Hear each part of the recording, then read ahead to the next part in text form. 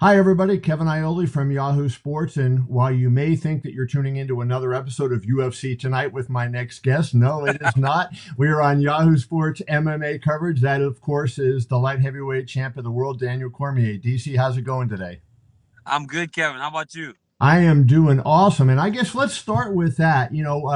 One of the things everybody knows what a great MMA analyst you are. You can break down fights like nobody's business. But then I think about it, I go, is DC the best? Well, we got Dominic Cruz. We got Paul Felder. I mean, there's so many guys all of a sudden that are coming. That leads to a question. What is it about MMA fighters? Is it because you have so much to learn about the sport when you're competing that makes guys such good analysts? Yeah, I think because when you love the sport, as we all do, you take in every detail, right? You don't just watch it as a fighter. You watch it as a fighter, as a student, as a fan, and when you can look at it from all aspects of the game, you start picking up things. And I never knew or had any idea that when I started doing this, that I would fall in love with the sport so much. And because I'm so obsessed with the sport, um, I started to learn, and I got to be honest, it was kind of cheating a little bit.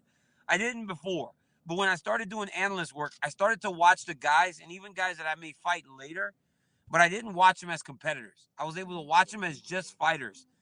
And when I started doing that, I was like, wow, I can learn a lot more when I'm unbiased in my analysis of these guys. So I use it for myself too, but it's because I can watch it just as a mind watching the sport.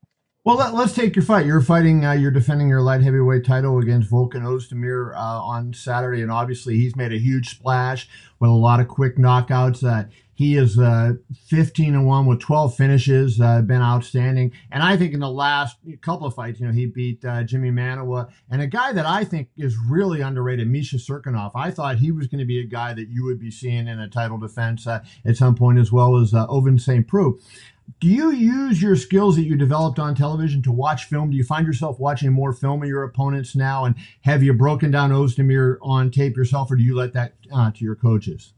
You know, I don't watch that much. I watch their fights, but I don't watch that much. But with Ozdemir, I was lucky because when he made his UFC debut in Houston, I was working the desk, right?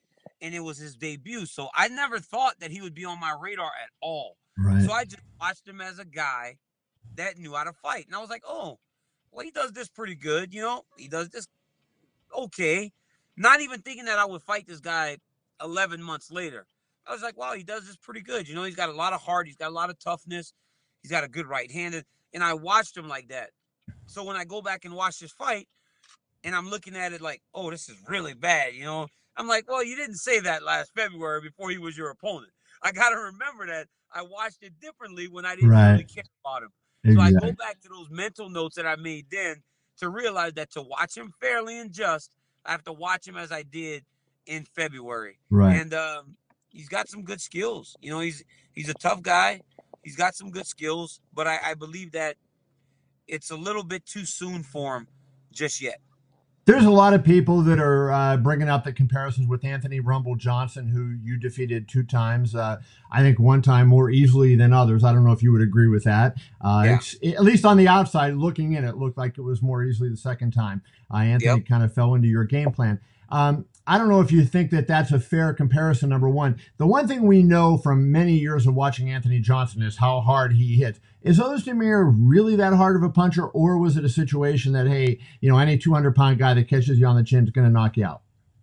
There are a lot of times where a big guy like that will knock you out, but um, Misha Serkinov, I think he's a great fighter. He's got some good skills, but I'm not necessarily sure mentally he's he's he's uh he's not as developed mentally as he is physically right now Hmm. because and I saw that in the Glover Teixeira fight, right? Like initially I was like, oh, well, he got caught against Ozdemir, but then I saw it in the Teixeira fight where he was winning, and then once he got taken down, he kind of almost was like, well, this ain't going my way. And then Jimmy Manoa has been knocked out 3 times. So Hmm. it's like I believe he hits hard, but I don't believe he hits as hard as a Rumble Johnson. Maybe he does. I don't know. I love that he believes in his power though, because I believe that could be a detriment, because you come out there guns a blazing, trying to knock a guy out, and what if it doesn't happen? So Right. I believe he's tough. I believe that he's a good fighter. I believe that he does hit hard, but some of those knockouts look a bit fluky. I noticed last week on Twitter that you retweeted kind of a cold post that he had posted of you having been knocked out by Jones and a picture of him having knocked out Jimmy Manuwa. But I want to ask you about one thing. You put a hashtag in there that you didn't just say now. You said bum, hashtag bum. So are you saying that he is a bum, or was that just a little fun you were having with him? He's not on the level, Kevin. He's just not on the level yet. Maybe he will be, but he's not on the level. I mean, he started this. When he started to, I was trying to be very nice to him. But then when he wants to go put that picture up, that's on him. You Right. open the floodgates for this. And the reality of the thing is, Kevin, like he could be super tough. He could be a really good fighter. But I like to say this, Kevin. They're coming with the same coaching staff, same team, same training partners. But this time they're bringing the other guy's training partner. They're bringing Anthony's training partner now to try to get the job done. Honestly, that's like me saying, well, I can't beat Jon Jones, so I'll send one of my guys that I've been beating Right. to go and try to beat him. So, hey, same team, same coaches, same type of game plan, because all they've been doing is knocking people out. But this time they're bringing the B team instead of the A team guy. Let's talk about it. The conference call last week, I was looking at the transcript and I started to count how many references were made to Jon Jones to you. And it seems like no matter where you go, no matter what you do, you and Jon Jones are going to be mentioned in the same sentence. I mean, you, I think, are in the conversation as the greatest fighter of all time, given what you've done. This is a young sport, but certainly what you've done, you're in that conversation. But with Jon Jones there, it seems like you're never going to really get that widespread acceptance.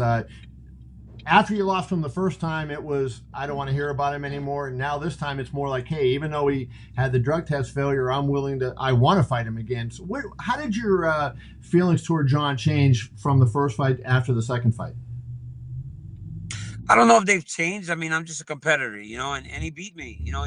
He actually finished me. Nobody has been able to do that. Nobody's been able to hurt me in that way before. So it's just me being a competitor. I mean, I don't know if I'll ever get a fair shake when it comes to him, just because I don't know if that's in the cards. But whatever's whatever. If competition means that I have to fight him again, and I would fight him again in a heartbeat.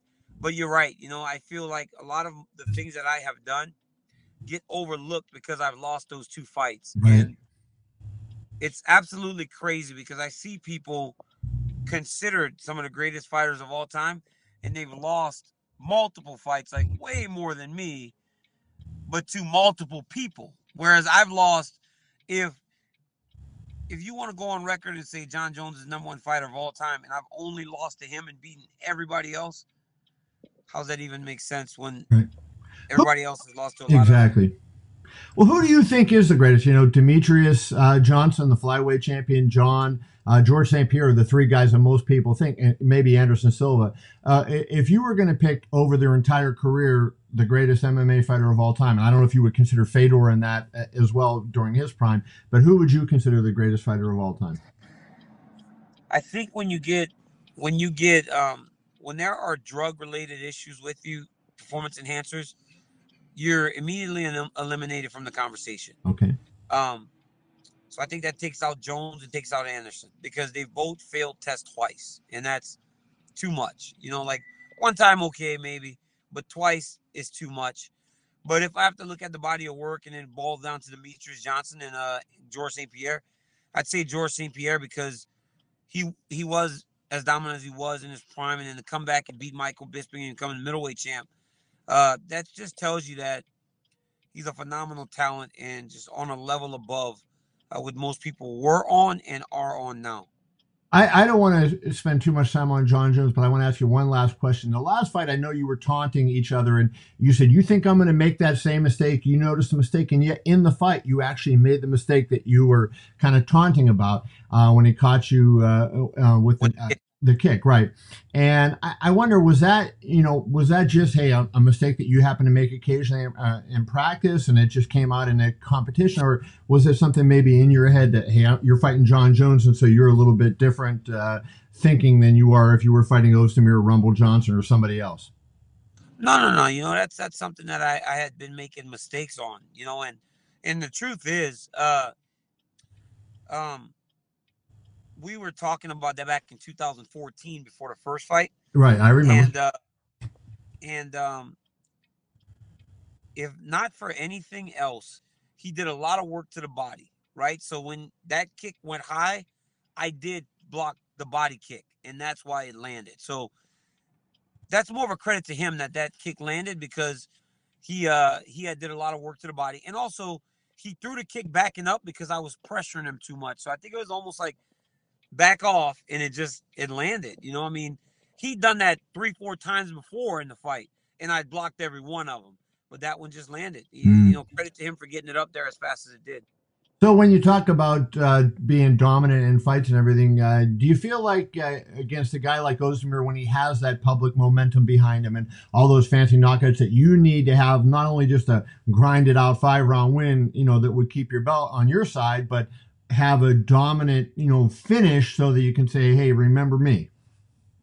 I feel like I need to go out and dominate every time. Since I've been at 205, I think I've knocked out Pat, and I think I've had 2 decisions. I haven't had that many fights in this weight class, but I've submitted Rumble twice and submitted Dan Henderson, knocked out Patrick Cummins. I don't know who else I fought. Oh, I decision Gustafson, decision Anderson. So I've got 4 finishes in this weight class. So the idea is always to go get a finish, always, every time. But with a guy like Oezdemir, I feel like I need to make a statement and really put it on this dude to show the division that they really can't compete with me, although they can compete with each other. Right. Let's. I would be remiss, given your great analysis, if I didn't finish by asking you this. I think that main event of UFC 220 is maybe the most significant heavyweight title fight in UFC history, and the one I'm looking forward to the most, no doubt about it. How do you break down Stipe versus Francis? I look at it and I think Stipe's got that ground game going for him, and that that wrestling ability, and that just overall athleticism. I kind of like Stipe in the fight. How about you? Kevin, I'm not going to make a prediction because I got to walk all week looking at these 2 dudes. I don't know if this either one of them off. But biggest heavyweight fight since Dos Santos Velasquez won on Fox. You remember that was a match? Yes, I do. Francis said something very key the other day on the conference call, right? He was talking about him knocking out Stipe, and then he said, if you remember Mark Hunt, a guy that has all this power, if you fight Stipe one-dimensional, you're going to lose if there's no backup. Right. That to me was like, he's very aware of where he can lose this fight. Because prior to that, Kevin, it had always been, I'm going to knock out Stipe. I know what he's going to try to do.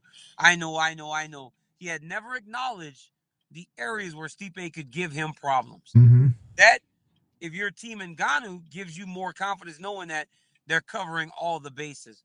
With that being said, I believe that Stipe has seen much more in mixed martial arts. He's competed against the top, the cream of the crop for a long time, and he's beaten them. And he's also knocked out 4 or 5 guys in a row. So I don't know how that gets lost in this equation. It's a close fight, but I do believe that if Francis has to get him out of there, because over 25 minutes, it's tough to beat a Stipe Miocic. Right. Well, that's Daniel Cormier, the UFC light heavyweight champion. I appreciate you. We're in a golden age of mixed martial arts when you think about it. Stipe Miocic, maybe the greatest heavyweight ever. Demetrius Johnson, maybe the greatest fighter ever. And you're right on that list. You're right up there. Good luck on Saturday, Daniel. I appreciate it. Thank you so much, Kevin. Thank you so much, brother. Good talking to you.